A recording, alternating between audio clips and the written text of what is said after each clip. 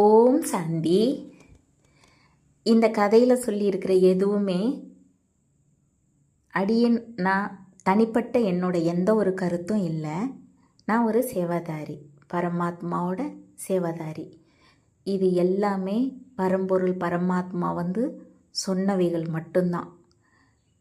இதில் தனிப்பட்ட என்னுடைய எந்த கருத்தும் இல்லை.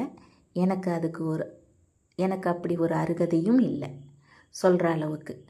அதனால் இதில் என்ன ஒன்று இருந்தாலும், உங்களுக்கு எந்த ஒரு சந்தேகம் வந்தாலும் அதை பற்றி நீங்கள் தெரிஞ்சுக்கணும் அப்படின்னா அருகில் இருக்கிற பிரம்மகுமாரி சென்டருக்கு போய் தெரிஞ்சுக்கங்க. ஓம் சாந்தி.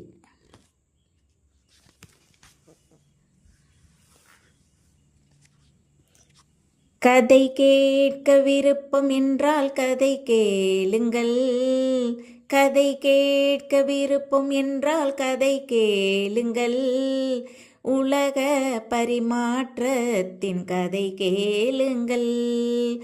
உலக பரிமாற்றத்தின் கதை கேளுங்கள். உயிராகிய நமக்கு வீடு பரந்தாம்.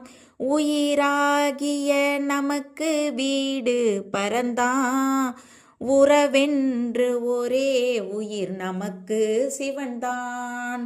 உறவென்ற ஒரே உயிர் நமக்கு சிவன்தான். உடலில்லா உயிரென்றும் ஒரு ஜடம்தான். உடலில்லா உயிரென்றும் ஒரு ஜடம்தான்.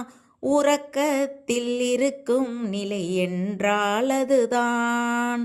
உறக்கத்தில் இருக்கும் நிலை என்றால் அதுதான்.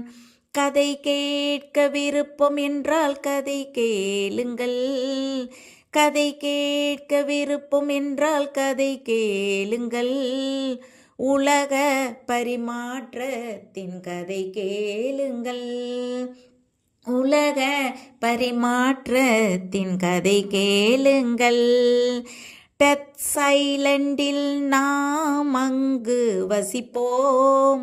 டெத் சைலண்டில் நாம் அங்கு வசிப்போம். வௌவால் போல நாம் தொங்கி கொண்டு இருப்போம்.